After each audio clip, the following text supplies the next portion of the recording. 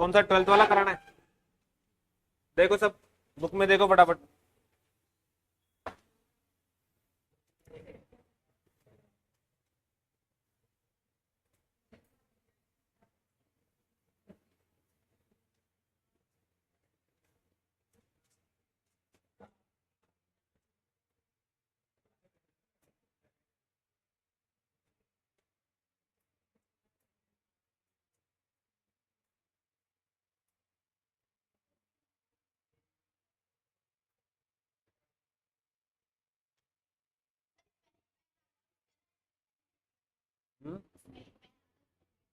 कोई बात।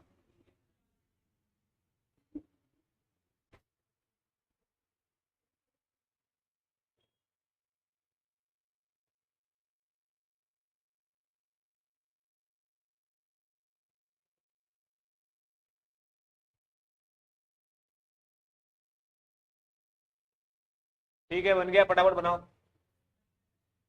जल्दी बनाओ उसको।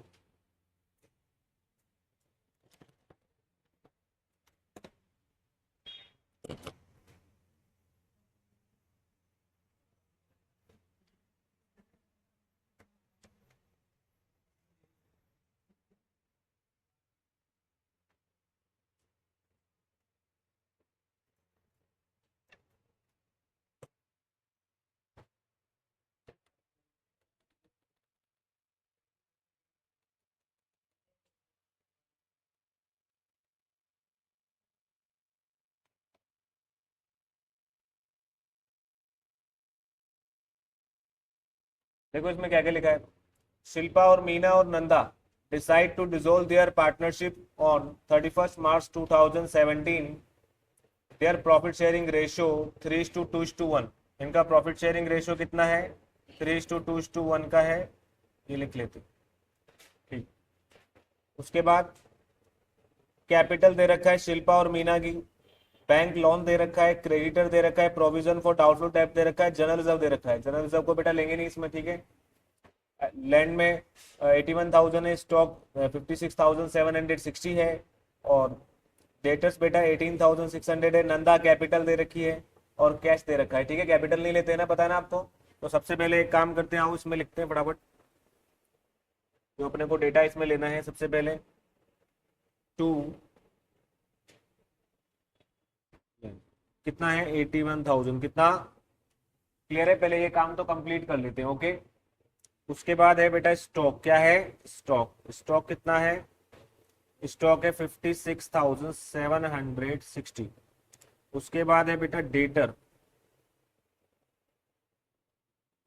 डेटर्स 18,600 रुपए के हैं। फिर और तो कुछ नहीं है। अब बेटा लाइबिलिटी साइड में देखो हमारे पास क्या है, सिर्फ बैंक लोन। बैंक लोन है 20,000 का, कितने का? और फिर क्रेडिटर दे रखे हैं बाय क्रेडिटर,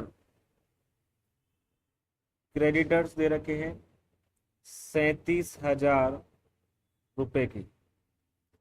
फिर प्रोविजन है बेटा, प्रोविजन भी इधर लिखते हैं, provision for bad dept, provision for bad डेप्ट दे रखे हैं 1,200 रुपए के, ओके। और कुछ नहीं है।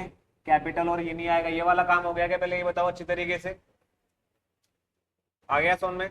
आगे इंफॉर्मेशन पढ़ते हैं, आज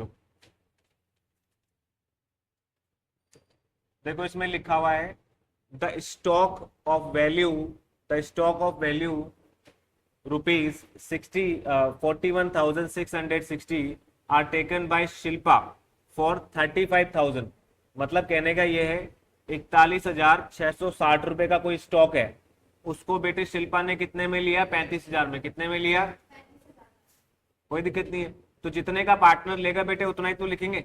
उसने 35,000 का लिया है तो अपन 35,000 लिखेंगे। क्लियर है क्या? साफ साफ लिखा हुआ है ना। The stock of value rupees 41,660, 41,660 are taken over by Shilpa for rupees 35,000, are taken over by Shilpa for rupees 35,000। तो एक बात ध्यान रखो, जितने का बेटे बोला है उतना ही लिखना है। क्लियर है?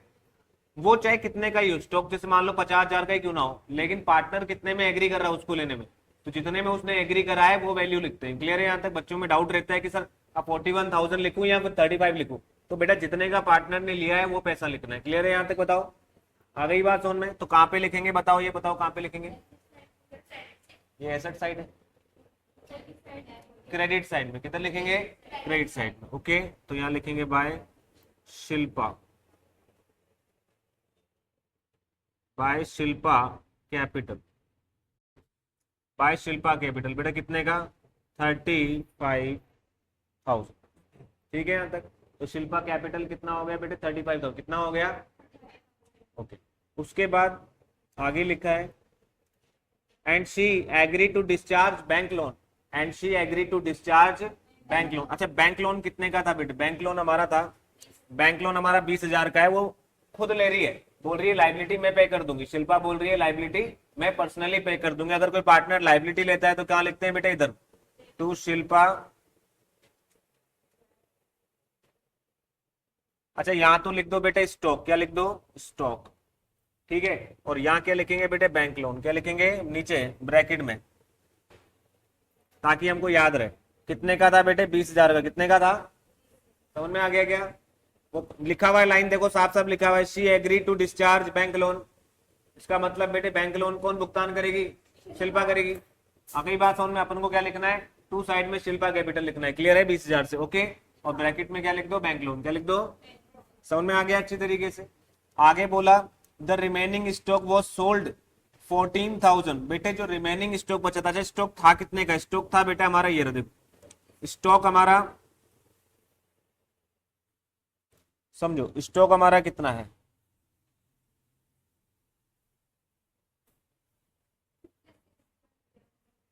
ये वैल्यू का हमारे पास स्टॉक था। क्लियर है यहां तक? बताओ।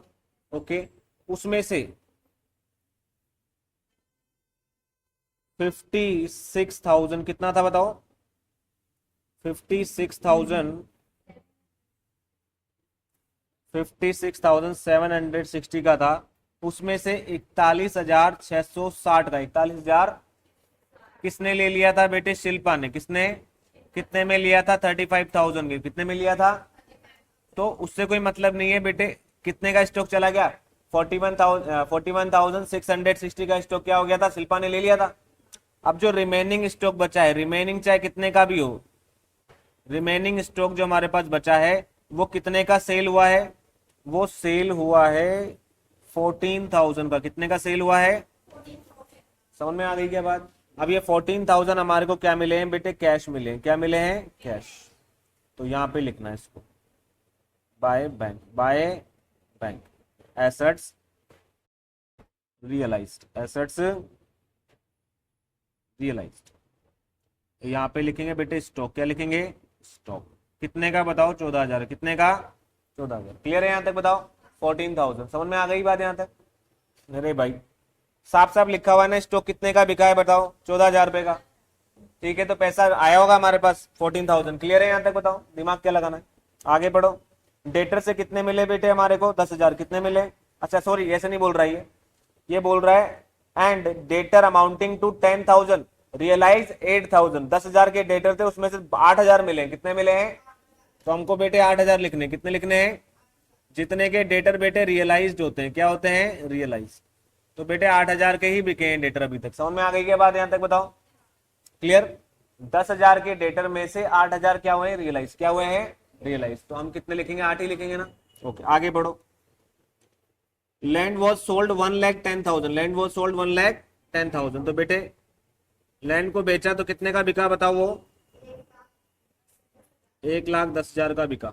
तो यहाँ पे अपन लिखेंगे टू लैंड 1,10,000, 1,10,000। क्लियर? आ गया समझ में ये अच्छी तरीके से? ओके, अब नेक्स्ट देखो क्या है।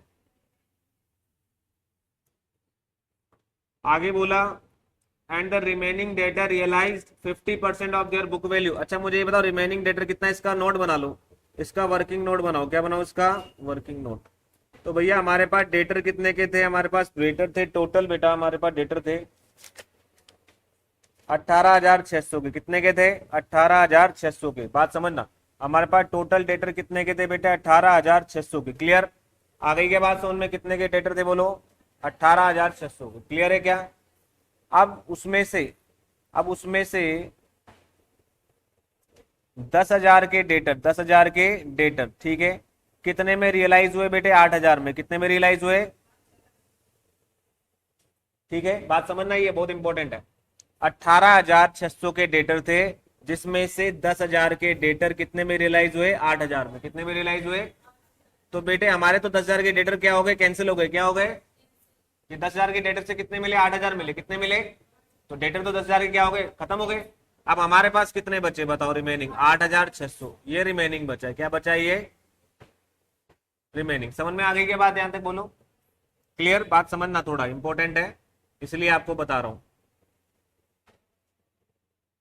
ठीक है, 18,600 के डेटर थे, 18,000, जिसमें से 10,000 के डेटर को अपने कितने में रियलाइज कर दिया? 8,000 में। कितने में? मतलब 10,000 के डेटर से कितने वसूल हुए? 8,000। कितने वसूल हुए? तो 10,000 के डेटर तो बेटे उनका तो मैटर खत्म हो गया। अब हमारे पास रिमेनिंग कितने बचे हैं बताओ? उससे कितना मिल रहा है? 50%। कितना मिल रहा है? 50% रियलाइज हो रहा है। क्लियर है क्या? तो 8,600 का बेटा 50% कितना होता है? 4,300। 4,000। क्लियर है क्या? आ गई क्या बात समझ में? ठीक है, तो इधर आओ, यहां क्या लिखेंगे बेटे अपन? टू डेटर आ जाइए। रिमेनिंग, यहां रिमेनिंग कर दो ताकि आपको याद रहे। ठीक है, कितना बेटे? 4,300। 4,300। समझ में आ गई है बात? यहां तक बोलो। नेक्स्ट क्या बोला? The cost of realisation 1,200। अब कुछ नहीं बोल रखा, तो इसका मतलब किसने पे किया है? फॉर्म ने। किसने पे किया है? तो कहां लिखेंगे बेटे? यहाँ पे to bank cost of realisation. ठीक है, यहां तक 1,200 रुपए। अब समझ में आ रहा है ना? अच्छी तरीके से दिख रहा है। उस दिन क्या पेन सेट नहीं हुआ था इसका, तो लाइनिंग थोड़ी सही नहीं थी। उसके बाद देखो नेक्स्ट क्या है? There was a typewriter not record in the book worth ₹6,000 which was taken over by one of the creditor at this value at this। ये लाइन बहुत इंपॉर्टेंट है, इधर देखिए, यहां पे मैं एक नोट लिख रहा हूं, इसको नोट करना है एक बार। ठीक है, स्पेशल नोट है, इसको नोट कीजिएगा। नोट, ठीक है, okay. if creditor are taken over any assets, if creditor are taken over any assets from the firm at the time of dissolution, then no any adjustment, then no adjustment in realization account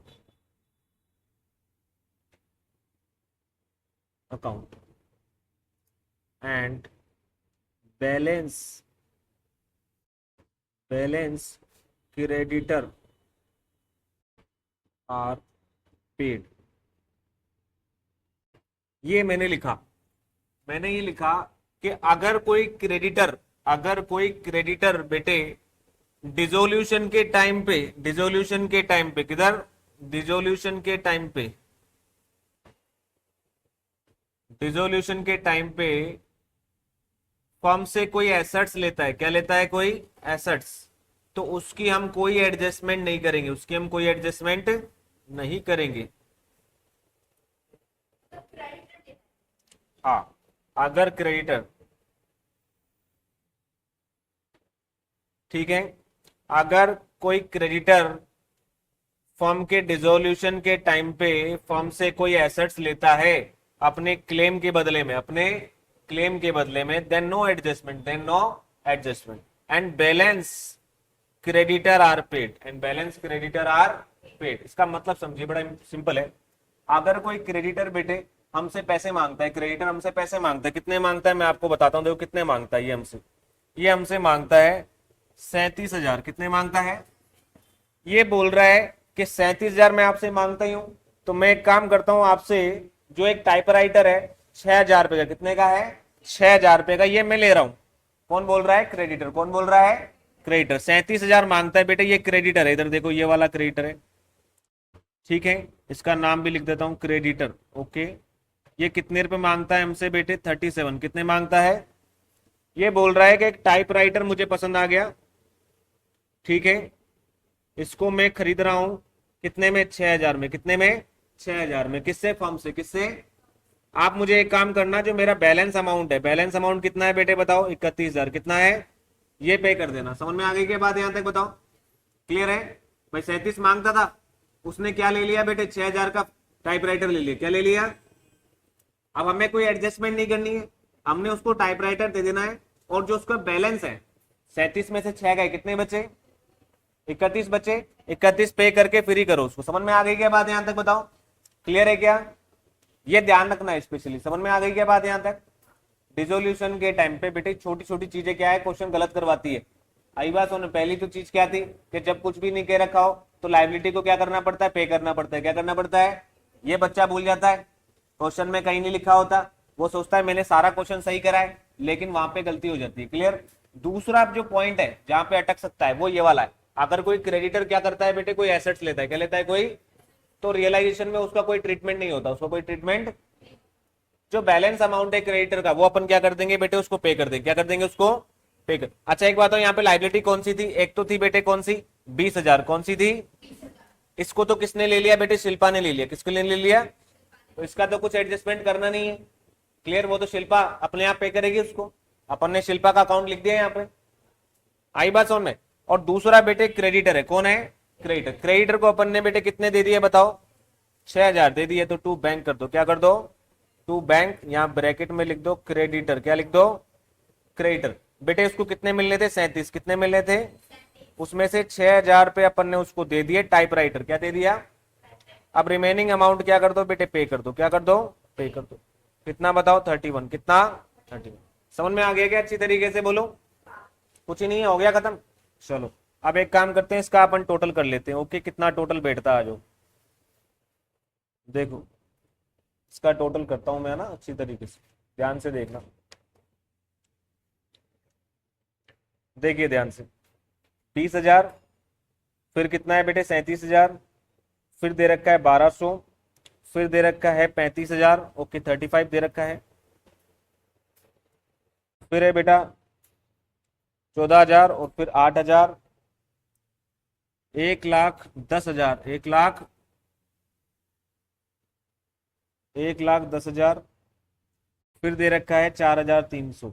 total है बेटे 2,29,500। 2,29,500 यहाँ का total हो रहा है। Clear है यहाँ तक बताओ? आ गई बात समझ में? अब यहाँ का टोटल कर लेते हैं डेबिट साइड का। तो डेबिट साइड का 81,000 प्लस 56,760 प्लस 18,600 प्लस 20,000 प्लस 1,200 और प्लस 31,000। यहाँ का टोटल हो रहा है बेटे, यहाँ पे इधर कर दो मैं, इधर हो रहा है 2,08,560। 2,08,560। क्लियर? 2,08,560 को एक काम करेंगे बेटा, 2,29,500 में से 2,08,560 माइनस करेंगे, तो हमारा जो प्रॉफिट निकल के आएगा वो आएगा 20,940। 20,940 एग्जैक्ट आंसर। क्लियर है क्या यहाँ तक बताओ? देखो अगर मैं गलत होता तो आंसर भी नहीं निकलता। क्लियर है क्या? आया समझ में? तो ये प्रॉफिट आ गया, प्रॉफिट ऑन रियलाइजेशन 20,940।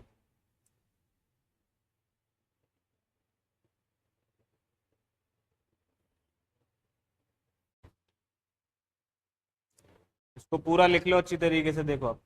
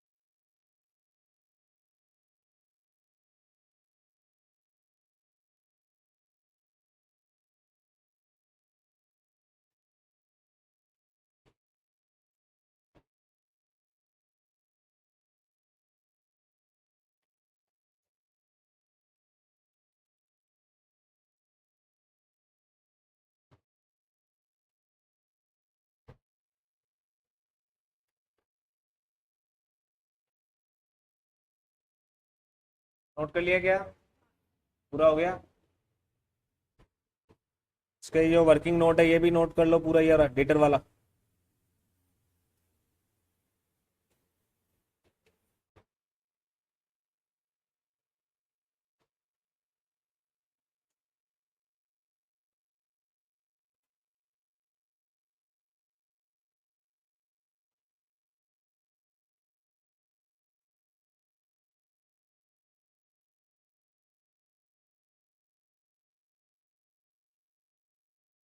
क्वेश्चन ये बचे हुए हैं, पहले ही कंप्लीट करूंगा।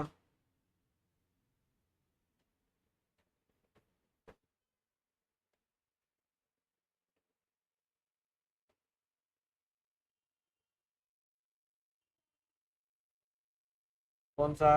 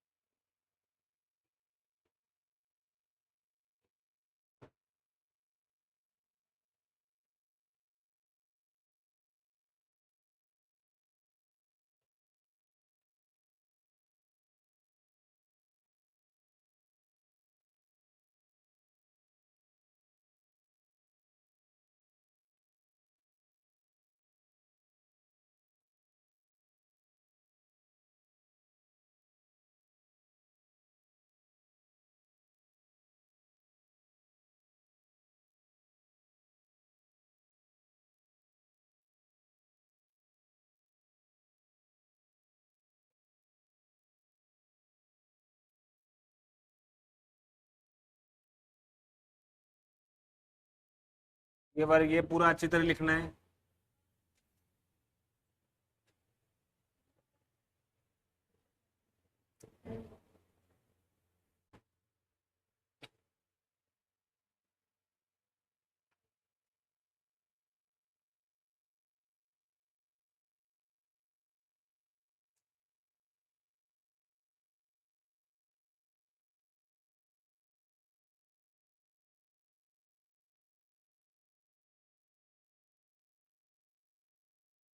आगे कौन सा है? मेरे को कलर से खेलना सही लगता था बचपन में, ऐसी पेंटिंग्स बनाना। हो गया?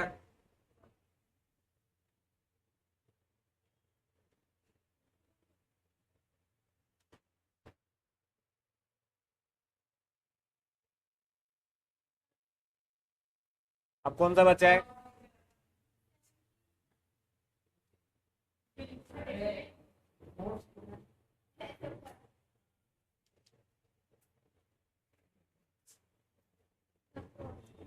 थर्टीन हो गया, 14 हो गया, और कौन सा रह गया भाई?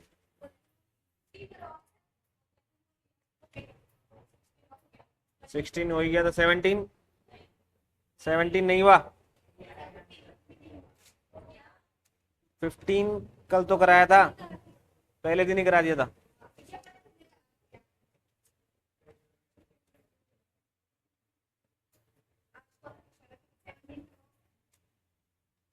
सेवनटीन कराऊं? अरे लिख लिया क्या नोट? लिखो, हिंदी में लिख लो चाहो तो। यदि किसी लेनदार को यदि किसी लेनदार को भुगतान के रूप में यदि किसी लेनदार को भुगतान के रूप में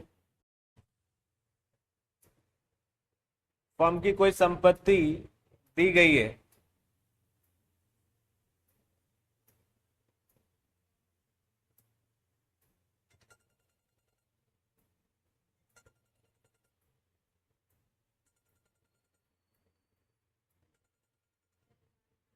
ठीक है, फर्म की कोई संपत्ति दी गई है, तो उस संपत्ति से संबंधित कोई भी लेखा तो संपत्ति से संबंधित कोई भी लेखा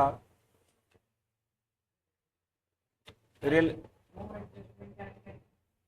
तो उस संपत्ति से संबंधित कोई भी लेखा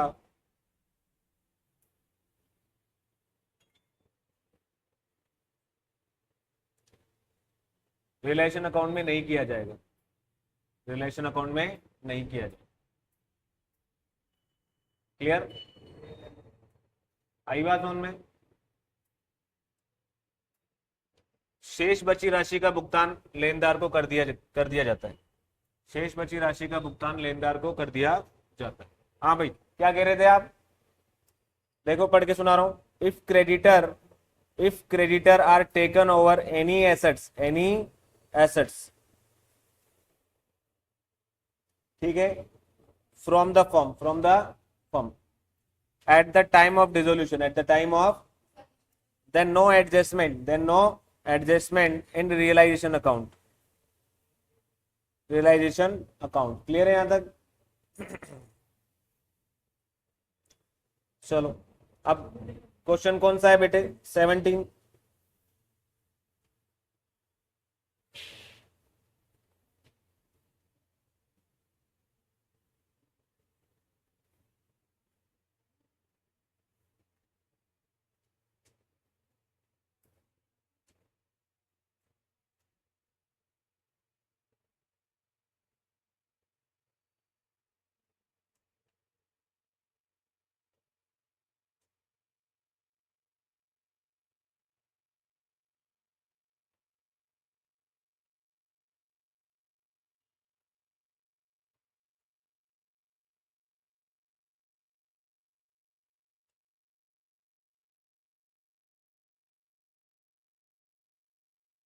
रियलाइजेशन अकाउंट लिख लिया? देखो आ जाओ, सबसे पहले देखना क्या पढ़ना, तो अभी कुछ है नहीं अपन को, तो सिर्फ क्या करना है, बैलेंस शीट में से ट्रांसफर करने हैं एसेट्स और लायबिलिटी। तो कर लेते हैं, आ जाओ। सबसे पहले यहां लिखेंगे 2 प्लांट, कितने का? 90,000 का। क्लियर है यहां तक? प्लांट की वैल्यू कितनी है बेटे? 90,000। ओके, उसके बाद नेक्स्ट है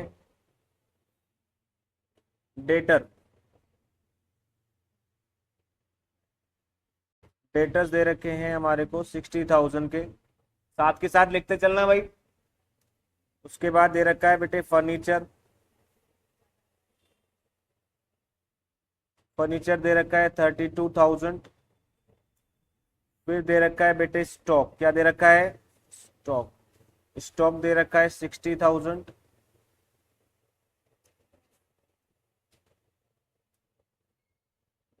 फिर हमारे को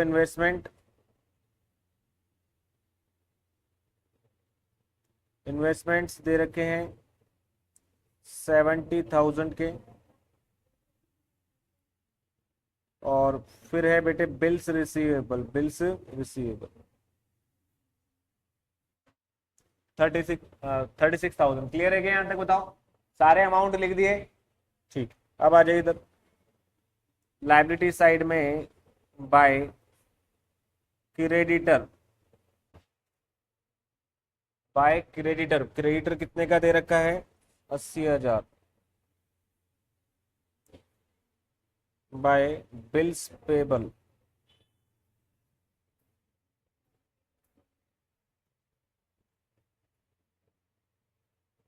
30,000। क्लियर है क्या यहां तक? बताओ, ये काम अपन ने कर दिया फटाफट। क्लियर है क्या यहां तक? बोलो। अब नेक्स्ट अपन पढ़ लेते हैं, जल्दी से साथ साथ पढ़िए। On this date the firm was dissolve, Sanjay was appoint to realise the assets. Sanjay कोई पार्टनर है बेटे, इनका रेशियो है 3:2:1। 3 पार्टनर है, संजय, तरुण और विनीत। तो फर्म डिसॉल्व हुई। फर्म डिसॉल्व होने के टाइम पे संजय को अपॉइंट कर लिया गया एसेट्स को रियलाइज करने के लिए, ठीक है। Sanjay was to receive 6% commission on the sale of assets, except cash, and was to bear all expenses on realization। तो बेटा इसमें सिर्फ अपन कमीशन देंगे। क्या देंगे इसको? कमीशन। जो भी रियलाइजेशन एक्सपेंसेस होंगे वो कौन पे करेगा? संजय। कौन पे करेगा? संजय करेगा। क्लियर है क्या यहां तक? बताओ, साफ साफ लिखा हुआ है, ठीक है। Sanjay was appoint to realise the assets, Sanjay was to receive 6% commission on the sale of asset except cash and was to bear all expenses on realization। clear? that's it। कि भाई उसको रिलेशन के लिए क्या दे देंगे? उसको कमीशन। क्या देंगे? उसको कमीशन देंगे। बस यहां तक, कमीशन तक ही रखेंगे अपन। क्लियर? इसमें जो भी रिलेशन के एक्सपेंसेस होंगे वो हम इसमें नहीं लिखेंगे, क्लियर है? रिलेशन अकाउंट में नहीं लिखेंगे। क्यों नहीं लिखेंगे? बिकॉज उसके लिए संजय को क्या मिल रहा है? कमीशन मिल रहा है। क्या मिल रहा है? कमीशन। और साफ साफ लिखा हुआ है कि भाई वो खुद पे करेगा रिलेशन एक्सपेंस। ठीक है, आगे। Sanjay realise the assets as follow. Sanjay ने बेटे plant, debtor, furniture, stock 90% of the book value, investment, bills, receivables, ये सारी चीजें क्या करती बेटे? रियलाइज करती। क्या करती? रियलाइज। तो जो जो रियलाइज करी है अपन क्या करेंगे बेटा? उसको यहां लिखेंगे बाय बैंक, बाय बैंक, और यहां लिख देंगे assets, assets realised, assets realise. बेटा क्या क्या रियलाइज हुआ है जरा देख ले। सबसे पहले प्लांट, प्लांट कितने का बेचा भाई? 72,000, 72,000 का प्लांट बेच दिया। उसके बाद डेटर, तो डेटर कितने के बिके? डेटर 54,000, ठीक है, 54,000। उसके बाद फर्नीचर,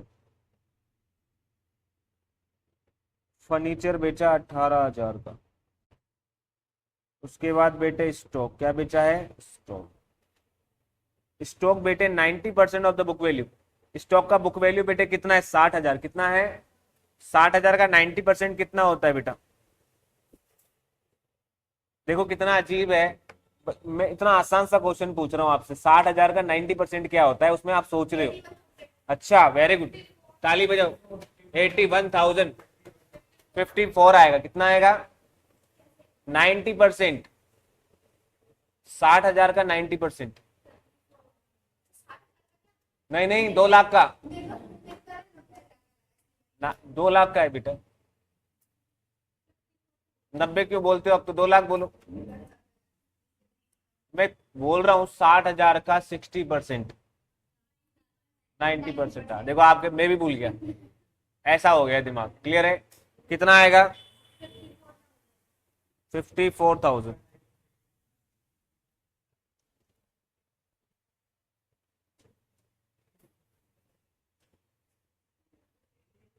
क्लियर?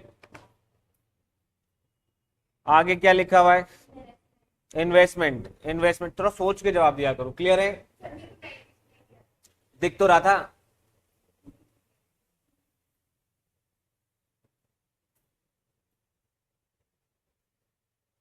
इन्वेस्टमेंट, इन्वेस्टमेंट कितना है? 76। बिल्स रिसीवेबल से कितना मिला?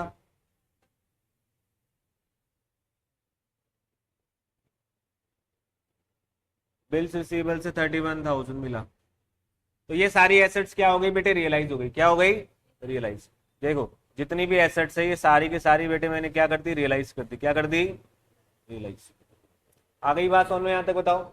ठीक है, अब आगे चलते।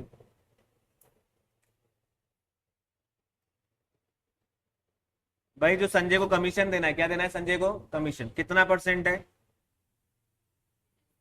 तो यहां लिखो, यहां वर्किंग नोट बनाओ। ओके, यहां क्या बनाएंगे बेटे? वर्किंग नोट, वर्किंग नोट बनाएंगे इसको। Clear? Sanjay commission, Sanjay commission, ऐसे पूरा वर्किंग नोट बना के दिखाना। क्लियर है? At the rate 6% on assets realised, at the rate 6% of asset realise, except, except cash, except cash, cash को छोड़कर, कैश को छोड़कर। तो एसेट्स कौन कौन सी है? एसेट्स बेटा देखो कितनी कितनी रियलाइज करी इसने बेटा। एक तो 72, कितनी करी? प्लस, फिर बेटे 54, कितना?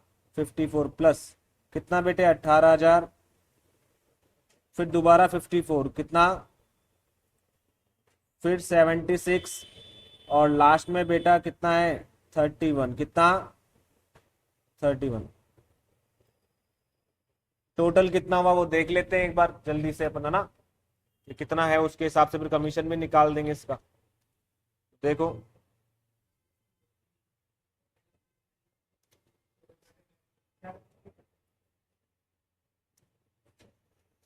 72,000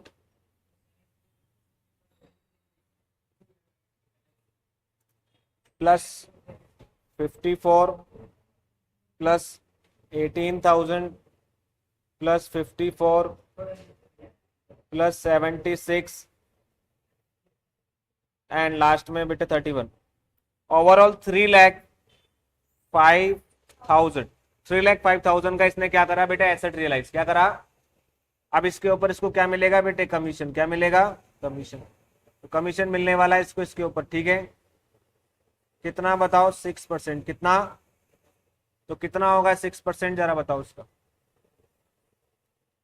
18,300। 18,300 ये मिलेगा इसको कमीशन। समझ में आ गई क्या बात है यहाँ तक, 18,300। समझ में आया नहीं आया बताओ। देखो मैंने सारे वर्किंग नोट के साथ बनाया है, क्लियर है, कंफर्म।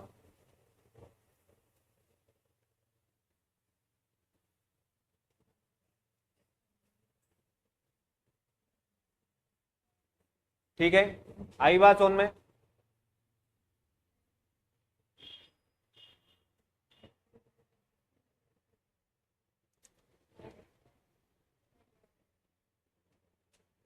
ये पीडीएफ भी आपको मिल जाएगी व्हाट्सएप पे सारी, ठीक है। जो जो ये है सारा मिल जाएगा व्हाट्सएप। इसमें ये फायदा है कि आपको जो क्वेश्चन नहीं लिख पाए, कुछ हो गया, तो इसमें मिल जाएगा आपको पीडीएफ, ठीक है। अब ये लिख दिया अपन ने। अब कमीशन कहाँ लिखेंगे बताओ, कमीशन कहाँ लिखेंगे इसका, यहाँ पे to Sanjay commission. To Sanjay commission. इसके लिए अपन क्या देंगे बेटे, यहाँ पे लिखेंगे वर्किंग नोट। Working note 1। अपन ने वर्किंग नोट 1 दिया रखा है। कहाँ पे दे रखा है वर्किंग नोट 1, यहाँ पे। समझ में आ गई बात यहाँ तक बताओ, क्लियर है। कमीशन निकाला ना अपन ने, कितना निकाला, 18,300 निकाला हुआ है ना। तो 18,300 बेटे इधर आएगा, 18,300। चलो एक बार बताओ कि क्वेश्चन खत्म हो गया, क्या रह गया बेटे, क्रेडिटर और बीपी का पेमेंट रह गया, ये मत भूल जाना, क्लियर है क्या। क्वेश्चन तो खत्म हो चुका, क्वेश्चन में अब कुछ नहीं है। समझ में आ गई क्या बात, यहां तक इसने लिख रखा है कि एक्सपेंसेस और रिलेशन, ये तो आएगा ही नहीं, क्योंकि उसके लिए तो अपन ने क्या दे दिया, कमीशन दे दिया। क्या दे दिया, तो अब ये खुद ही भुगतेगा उसको, क्लियर है क्या संजय। अपन यहाँ पे क्या लिखेंगे बेटे, टू बैंक। टू बैंक और ब्रैकेट में क्रेडिटर। बेटे कुछ भी नहीं कह रखा तो उसको पूरा अमाउंट क्या होगा, पेमेंट होगा, ठीक है। कितने का, 80,000। कितने का, और फिर to bank BP bills payable, ये इसको कितने होंगे बताओ, 30,000। कितने होंगे, आ गई क्या बात समझ में, क्लियर।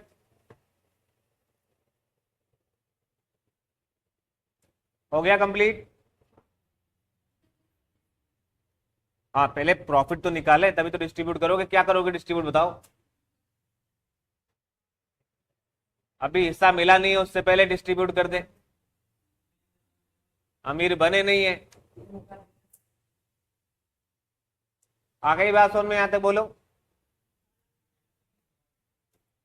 इसका टोटल करेंगे बेटा। इसमें देखो मेरी बात सुनो, इसमें जो है ना वो डेबिट साइड का वैल्यू ज्यादा है, इसमें डेबिट साइड की जो डिजिट है वो ज्यादा लग रही है, तो मेरे हिसाब से इसमें लॉस आने के चांसेस है, क्लियर है क्या। तो एक बार अंदाजा लगा लिया करो कि डेबिट साइड ज्यादा है या क्रेडिट साइड ज्यादा है, ओके। उसके बाद टोटल करा करो। तो ये 90,000 प्लस 60,000 प्लस 32 प्लस 60,000 प्लस 70,000 36 18,300 80,000 और 30,000। टोटल आ गया बेटा 4,76,000। 4,76,300। 4,76,300 आ गया। और यहां का अगर बात करूं तो 80,000 30,000 72,000 54,000 18,000 54,000 76,000 और 31,000। टोटल है 4,15,000। कितना, तो बेटा इधर देखो 4,76,300 माइनस 4,15,000। बेटा बताओ लॉस कितने का आ गया?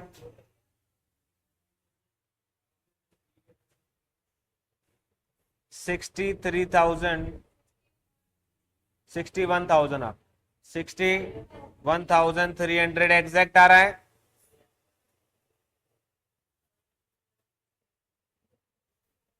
क्लियर है यहां तक?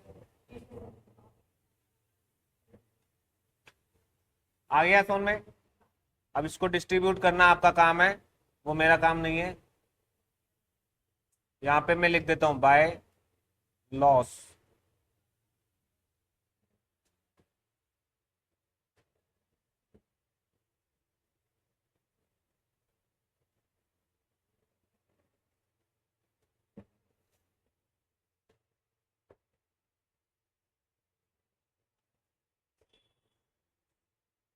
ये हो गया कंप्लीट, ये लो सब।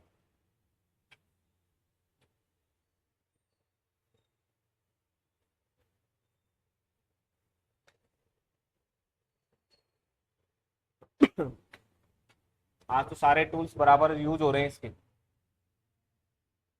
लगातार सही सही चल रहा है अभी। मैंने उस दिन बैठ करके इसमें दिमाग लगाया था बहुत।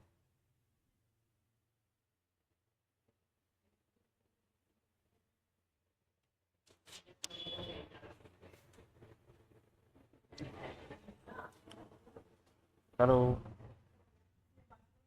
Hello, hello.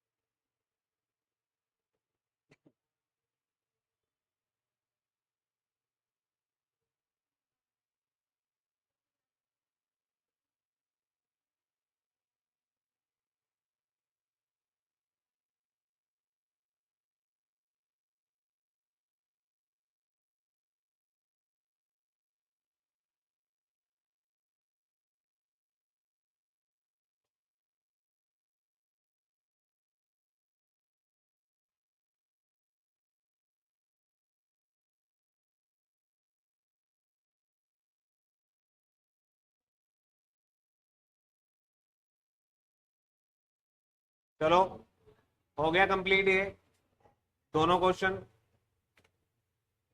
अब एक काम करना, 18th और 19th, 18th 19th और 20 बेटा ये घर से कर लाना, कल इसका आगे वाला टॉपिक अपन सीखेंगे। क्लियर है? ओके है ना? अब इकोनॉमिक्स की जो क्लास है बेटे वो स्टार्ट करते हैं।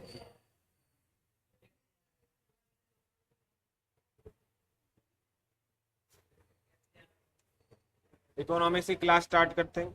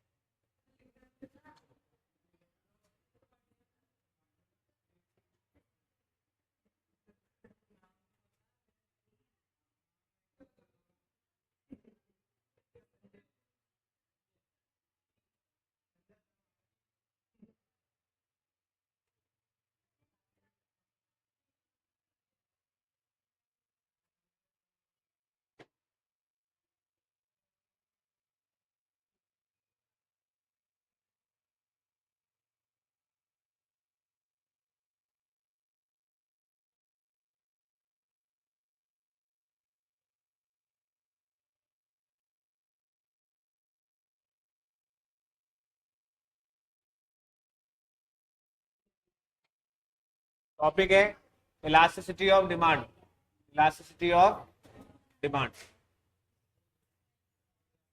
ठीक है? अरे बात है नहीं, लिखो इसको चलो।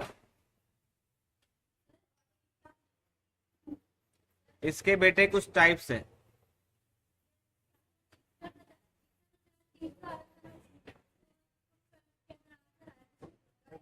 ठीक है,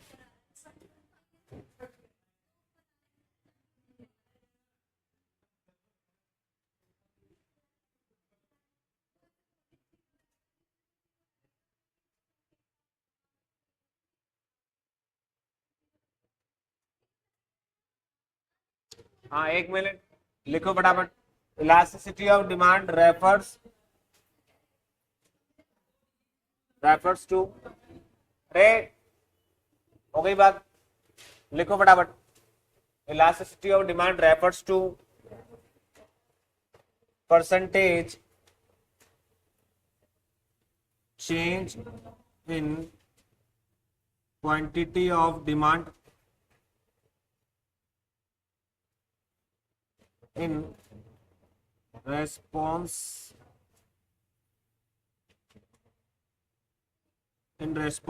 to percentage change in price of commodity। ठीक है बेटा, ये डेफिनेशन लिखा रहा हूं देखो, ठीक है, इलास्टिसिटी ऑफ डिमांड की। Clear? There are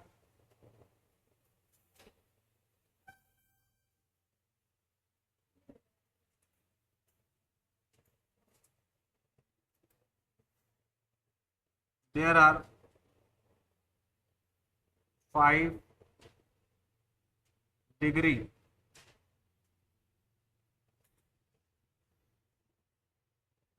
are 5 degree of elasticity।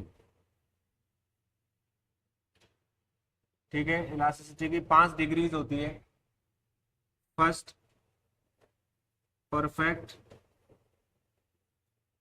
Perfect in elastic. दूसरा है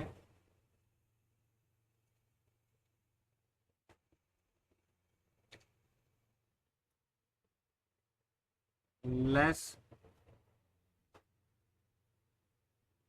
इलास्टिक।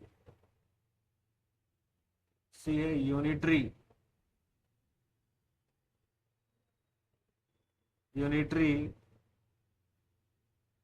इलास्टिक।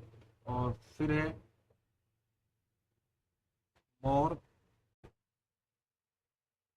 इलास्टिक। परफेक्ट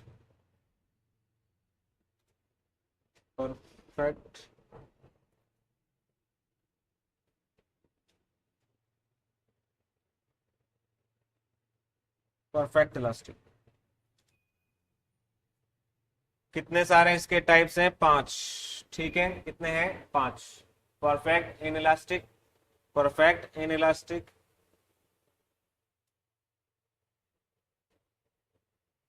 दूसरा है लेस इलास्टिक, तीसरा है यूनिटरी इलास्टिक, मोर इलास्टिक, और ये है परफेक्ट इलास्टिक। क्लियर? 5 टाइप्स होते हैं। ठीक है ना? हिंदी में लिखें फटाफट से। मांग की लोच हिंदी मीडियम वालों के बच्चों के लिए भी है, उसको भी समझे। मांग की लोच से आशय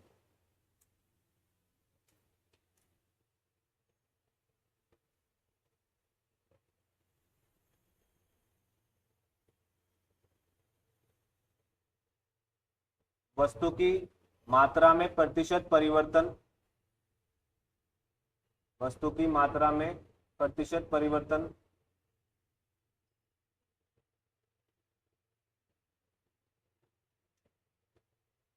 तथा वस्तु की कीमत में प्रतिशत परिवर्तन के संबंध से।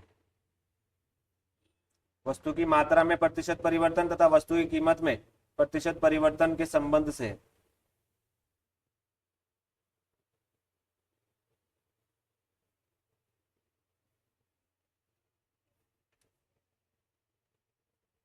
यह 5 प्रकार की होती है।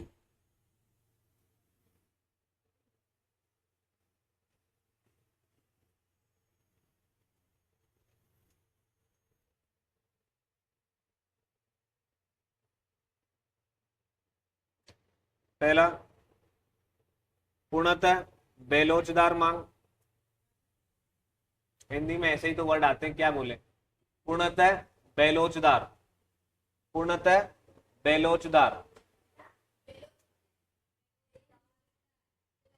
हिंदी मीडियम वालों को समझ में आ गया? पूर्णतः बेलोचदार, ठीक है। अरे बाद में सुन लेना है, छोड़ दे उसको, नहीं है तो। दूसरा है कम लोचदार,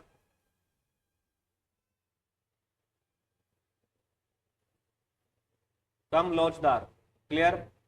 तीसरा है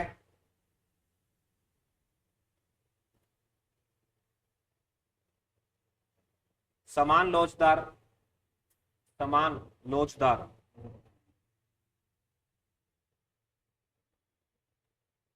चौथा है अधिक लोचदार, अधिक लोचदार।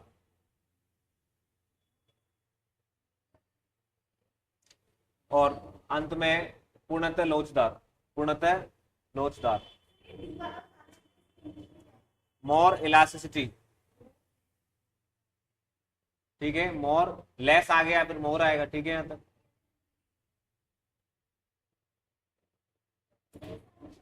क्लियर है? यहां तक ओके? ओके, ये आगे समझ में? 5 होते हैं ना। अब आगे चलते हैं, पांचों के अपन ग्राफ बनाएंगे अच्छी तरीके से, ओके। सबसे पहले इसके आगे लिख दो बेटा ईपी, ईपी बेटे अपन ध्यान रखना, इलास्टिसिटी ऑफ प्राइस को हमेशा ईपी से क्या करते हैं, डिनोट। क्या करते हैं? Denote. EP is equal to zero, EP is equal to zero. इसको लिखेंगे EP less than one, less than one. इसको लिखेंगे EP is equal to one, is equal to one. और इसको लिखेंगे ईपी ग्रेटर देन वन, इसको क्या लिखेंगे? Greater than one, okay. और इसको लिखेंगे EP is equal to infinite, EP is equal to infinite, अनंत, क्लियर? इनफाइनिट। समझ में आ गई बात यहां तक? ओके, तो ये इसके साइन होते हैं, क्लियर है क्या?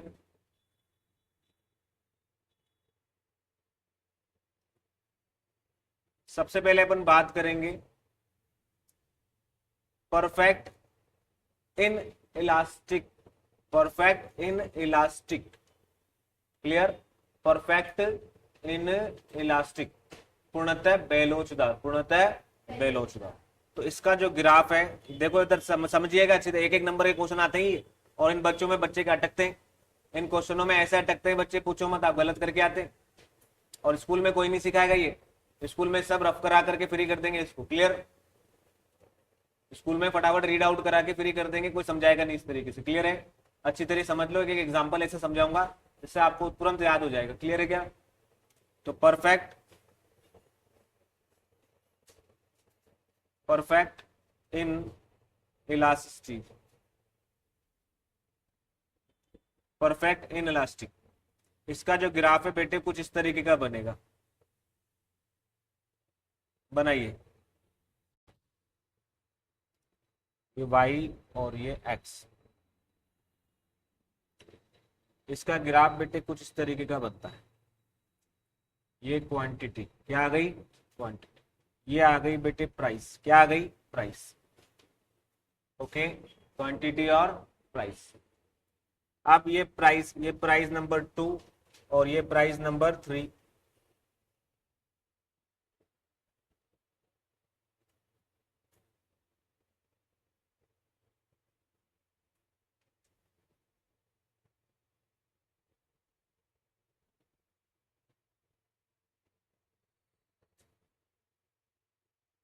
ये भी एक प्राइस है और ये भी एक प्राइस है। कहने का मतलब ये है कि अगर बेटे प्राइस में चेंज आए, क्या है? प्राइस में चेंज, देखो प्राइस में चेंज आया, प्राइस में चेंज आया, बट क्वांटिटी में क्या है बेटे? No change. क्या है क्वांटिटी में? नो चेंज, क्लियर है क्या? प्राइस में कितना ही बदलाव हो, जैसे प्राइस बेटे पहले नॉर्मल प्राइस क्या थी? ये थी, तब भी अपन क्वांटिटी क्या कर रहे थे? क्यों खरीद रहे थे? क्या खरीद रहे थे? क्यों। अब प्राइस बेटे ऊपर की तरफ क्या होती है? बढ़ती है। ऊपर की तरफ क्या होती है? बढ़ती है। समझ में आ गई क्या बात? यहां तक ऊपर की तरफ क्या होगी? बढ़ेगी।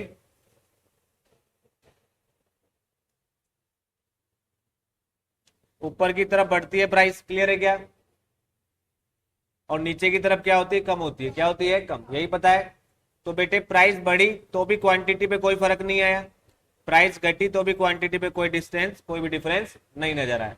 इसको बोलते हैं perfect in elasticity of demand. Perfect in elasticity of demand मतलब प्राइस के घटने और बढ़ने से अगर गुड्स की क्वांटिटी की डिमांड में कोई भी चेंज नहीं आ रहा, कोई भी चेंज नहीं आ रहा, तो ऐसी बेटे ध्यान रखना, इस तरीके की डिमांड को, इस तरीके की डिमांड को क्या बोला जाएगा बताओ? Perfect in elasticity. Perfect in elasticity. Clear है क्या? यहां तक बोलो।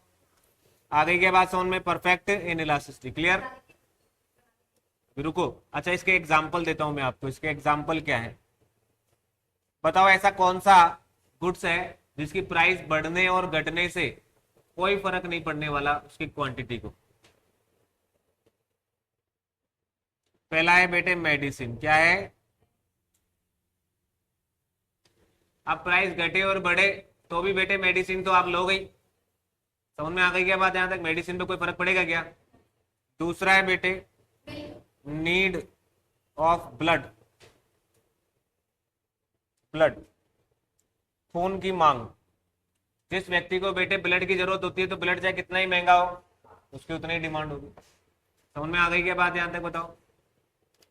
दूसरा है बेटे necessary item, necessary goods like milk, इन्होंने बोला। क्लियर है? प्राइस कितनी भी बढ़े घटे अपन जरूरत में तो उसको यूज लेंगे ही अपन। समझ में आ गई क्या बात? यहां तक बताओ। जरूरत की चीजों में उसको यूज लिया जाए। आया समझ में? नहीं आया बोलो। क्लियर है क्या? इसको ऐसे भी समझ सकते हो, मैं आपको बताता हूं। एक एग्जांपल और बता दो। प्राइस जो है वो हमारे पेरेंट्स हैं। प्राइस क्या है? पेरेंट्स। क्वांटिटी, क्वांटिटी क्या है? हमें। ठीक है? पेरेंट्स ने बेटे हमें चांटा मारा खिंचा के। पेरेंट्स ने क्या किया? चांटा मारा खिंचा के। अब बताओ हम कुछ करेंगे क्या? कुछ ही नहीं कर सकते ना। चाहे कितने ही चांटे मारे हमारे को कोई फर्क नहीं पड़ने वाला। हम उनके उनको बोल ही नहीं पाएंगे उनको कुछ। लगाओ चांटे, गलती है तो लगाओ। समझ में आ गई क्या बात? यहां तक तो like price like parents and quantity like हम। ठीक है? प्राइस कितना भी बदले हम नहीं बदलेंगे। समझ में आ गई क्या बात? यहां तक बताओ। कितने ही चांटे लगे नहीं बदलेंगे हम। समझ में आ गई क्या बात यहां तक?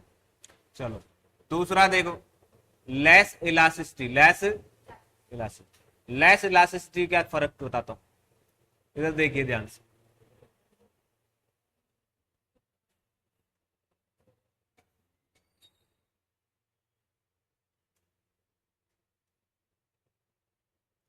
लेस इलास्टिक, लेस इलास्टिक का मतलब देखो इधर, ये एक ग्राफ बन गया बेटा पूरा।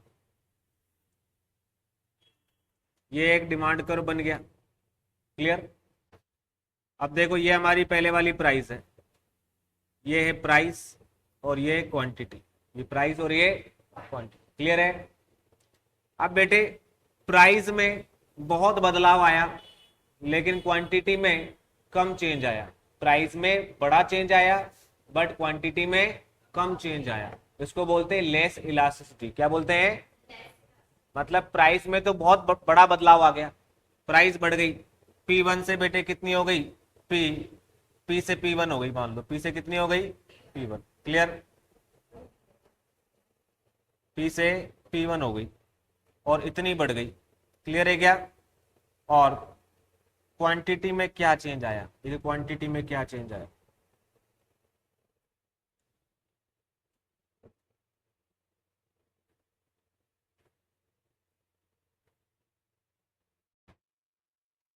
क्वांटिटी में कुछ खास बदलाव, तो इसका ग्राफ थोड़ा सा और अच्छी तरह बनेगा।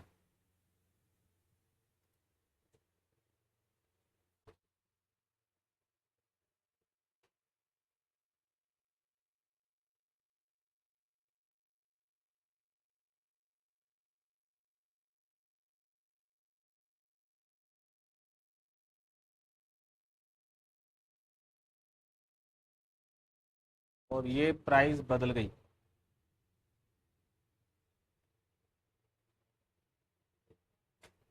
ठीक है? अब इधर देखना ध्यान से। क्वांटिटी के अंदर बेटे, क्वांटिटी के अंदर देखो कितना चेंज आया। सॉरी, प्राइस के अंदर कितना बदलाव आया? इतना सारा। समझ में आ गई बात यहां तक? लेकिन क्वांटिटी के अंदर क्या आया बेटे, कम बदलाव आया। क्या आया, कम बदलाव, क्वांटिटी में कम बदलाव आया। क्लियर, इसको थोड़ा और अच्छी तरह बनाए क्या, देखो इधर, इसमें क्या है, पूरा परफेक्ट आना चाहिए रिव्यू, पूरा परफेक्ट नहीं आ रहा है तो इसलिए इसको हटा रहा हूं बार बार। समझ में तो आ जाएगा, लेकिन इसका एक बार ग्राफ पूरा अच्छी तरह बन जाए। ये वाई और ये एक्स, देखो जी, ये पहले हमारी क्या थी बेटे, क्वांटिटी, क्या थी, क्वांटिटी, ये क्यू और ये पी। प्राइस बढ़ गई, प्राइस बढ़ गई, प्राइस ज्यादा बढ़ गई,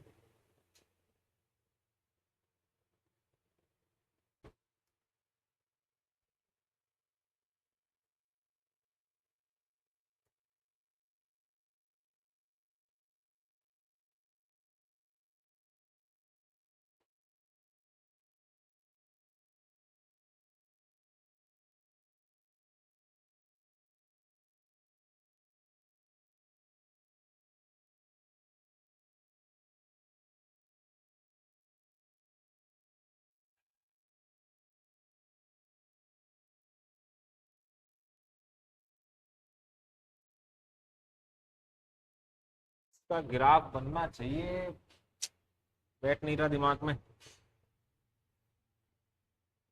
इसका ग्राफ ऐसा नहीं बनेगा, इसमें प्राइस स्केल की जरूरत नहीं है। देखो मैं आपको बताता हूँ, एक बार दोबारा ट्राई करते हैं। क्लियर, ये y और ये x, क्लियर, दोबारा बनाते हैं। अब ये अपना,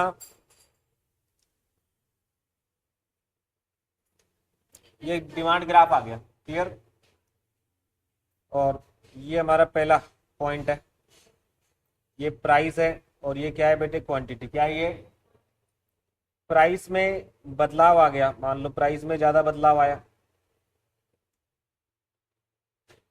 हाँ अब बन गया। क्लियर है, प्राइस में ज्यादा बदलाव आया और क्वांटिटी में कम बदलाव आया। समझ में आ गई बात यहाँ तक। देखो ये बार बार बेटे इसलिए कर रहा था मैं, ताकि ये कॉन्सेप्ट आपको समझ में आए। क्लियर है यहाँ तक, चाहता तो मैं एक ही बार में बना लेता। क्लियर है यहाँ तक, ये बार बार इसीलिए कर रहा था कि आपको ये समझ में आए कॉन्सेप्ट के सर बार बार क्यों बिगाड़ रहे हैं और क्यों बना रहे हैं। देखिए प्राइस में बेटे क्या आया, काफी सारा चेंज आया है, प्राइस का ग्राफ आपको दिख रहा है, देखो कितना सारा चेंज आया है। समझ में आ गई क्या बात यहाँ तक, और जबकि क्वांटिटी में कम चेंज आया। क्लियर है क्या, प्राइस में ज्यादा चेंज आया और क्वांटिटी में कम चेंज आया, इसको बोलते हैं लेस इलास्टिक। क्या बोलते हैं, लेस इलास्टिक। समझ में आ गई क्या बात यहाँ तक, ओके। अब समझिएगा इस तरीके से, इसको मैं एक और तरीके से समझाता हूँ। मान लो ऐसी कौन सी चीजें हैं, मतलब ऐसा कौन से एग्जाम्पल्स हैं जिनकी वजह से बेटा ये होता है। ये आता है बेसिकली नेसेसरी गुड्स पे। किस पे आता है, नेसेसरी गुड्स जो होते हैं ना, खाने पीने के आइटम होते हैं। समझ में आ गई बात है, बहुत आवश्यक चीजें होती है, उनके लिए होता है। उनकी डिमांड बढ़ेगी भी तो खाना थोड़ी ना छोड़ दोगे। समझ में आ गई बात, चलो जरूरत की चीजों में यूज करोगे इसको, जैसे मिल्क है। अब मिल्क की अगर प्राइस बढ़ती है तो बेटे जरूरत की चीजों में उसका इस्तेमाल किया जाएगा, चाय पीने में कम होगा और बच्चों को पिलाने में इनमें मिले ज्यादा यूज होगा। समझ में आ गई बात यहाँ तक, बताओ क्लियर है, बस ये फर्क है। समझ में आया नहीं आया बताओ। अच्छा इसको एक और एग्जांपल समझो, जो एक और एग्जांपल है वही पेरेंट्स और वो वाला। अब यहाँ पे प्राइस जो है ना बेटे, प्राइस वो है हमारे, हमारा है बिग ब्रदर। बिग ब्रदर मतलब बड़ा भाई। समझ में आ गई बात, प्राइस क्या है बेटे, बड़ा भाई, और क्वांटिटी क्या है बेटे, हम है। क्या है, हम। अब बड़े भाई ने चाटा मारा खिंचा के, तो हम थोड़े बहुत नाराज होंगे। क्या होंगे, नाराज होंगे, इससे ज्यादा नहीं होंगे, थोड़े बहुत तो होंगे ही ना। हो सकता है हम भी मारना नहीं बड़े भाई को। समझ में आ गई बात, लेकिन थोड़े बहुत तो होंगे ना, अरे यार इसने मेरे को चाटा मार दिया। समझ में आ गई बात, छोटा भाई है लेकिन ठीक है, चलो बड़ा भाई है तो कोई बात नहीं, चलो माफ है। समझ में आ गई बात यहाँ तक, बोलो ठीक है, क्लियर।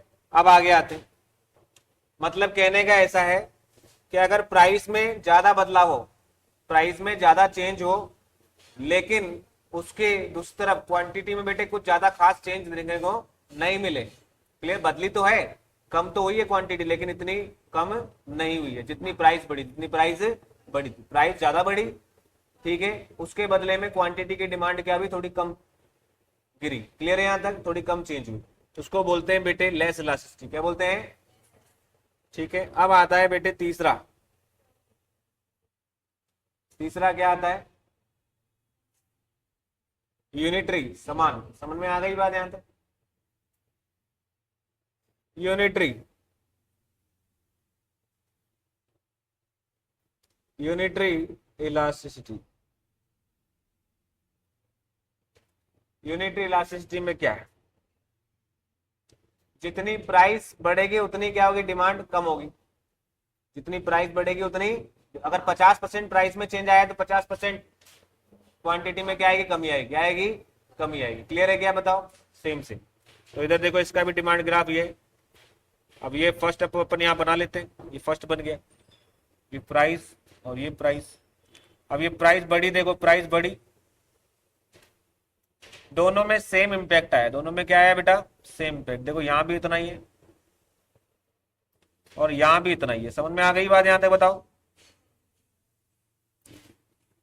यहाँ भी उतना और यहाँ भी उतना। क्लियर है क्या, आया समझ में?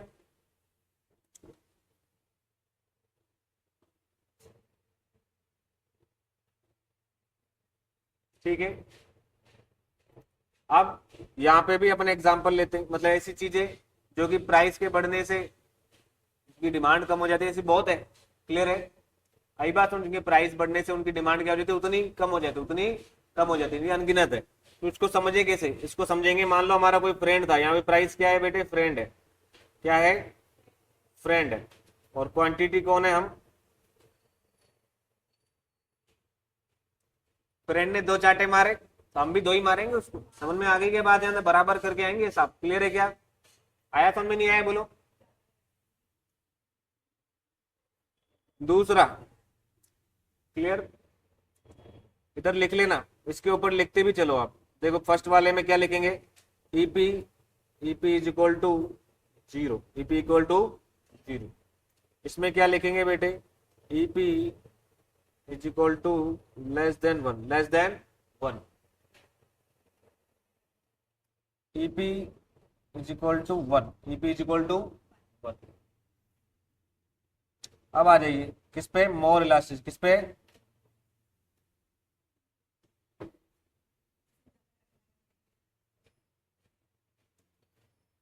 मोर इलास्टिक, मोर इलास्टिक। इनके डिमांड में थोड़ा चेंज देखा आपने, देखो पहले वाला जो है ना, फर्स्ट वाला, पहले वाला बिल्कुल देखो डिमांड कर्व कैसा है, बिल्कुल स्ट्रेट है, सीधा खड़ा है, समझ में आ गई बात? दूसरा वाला क्या हुआ, थोड़ा इधर झुका, फिर तीसरा वाला थोड़ा ऊपर उठा है, थोड़ा ऊपर, इसके देखो ये नीचे झुका रहा है बिल्कुल, और ये थोड़ा ऊपर उठ रहा है, थोड़ा ऊपर उठ रहा है। समझ में आ गई बात यहां तक, क्लियर है?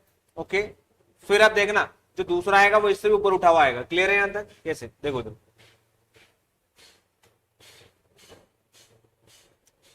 एक्स और ये वाई, ये और ऊपर उठा हुआ आएगा।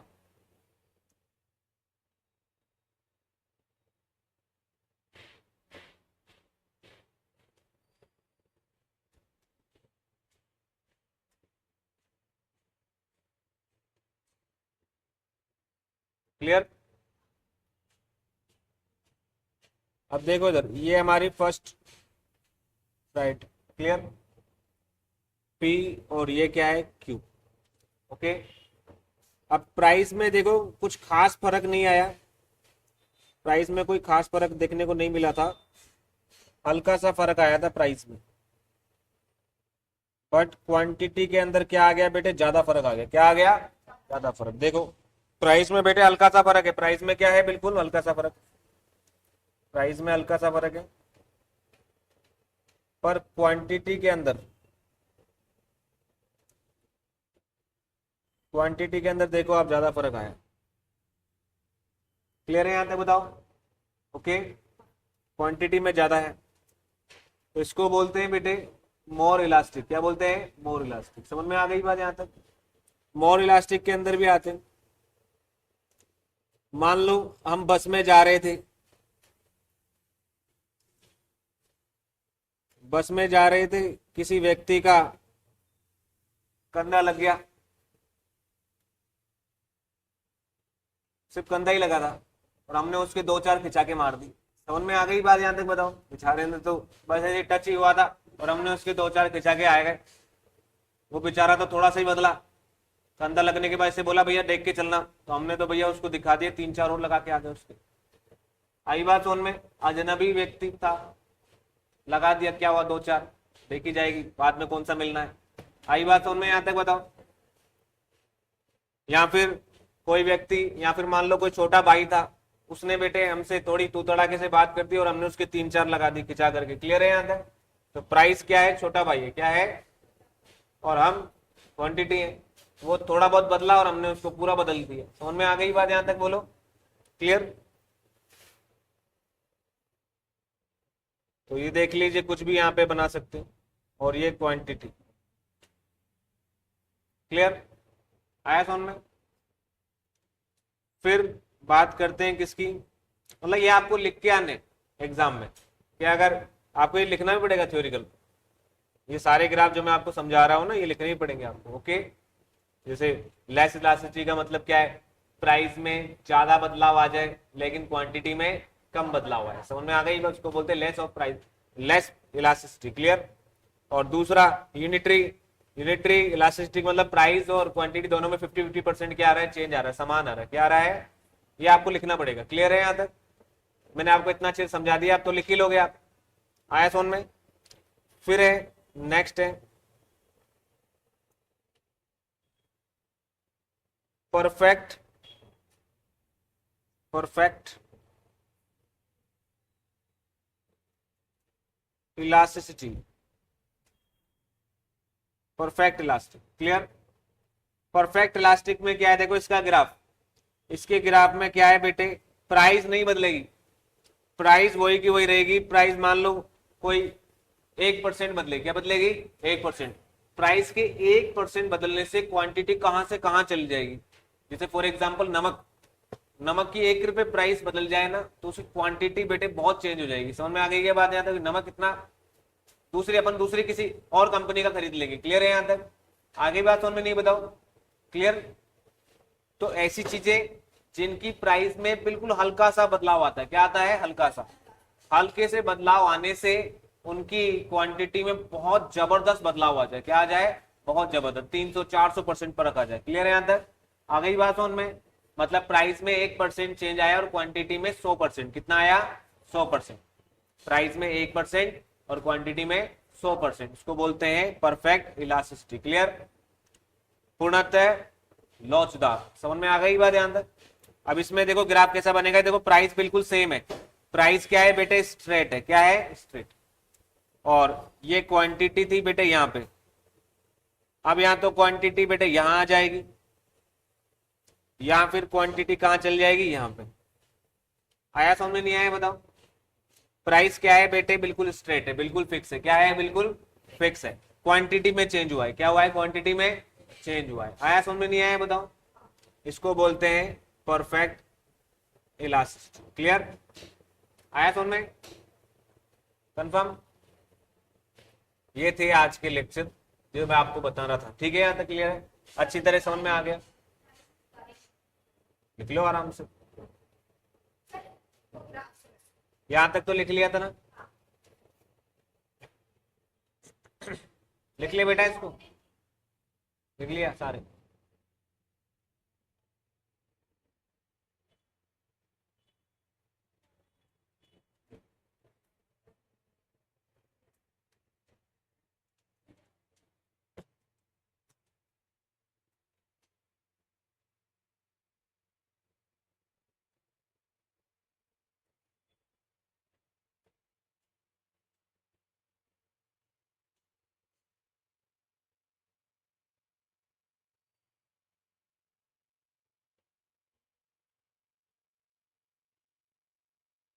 ये बना लिया, ये वाला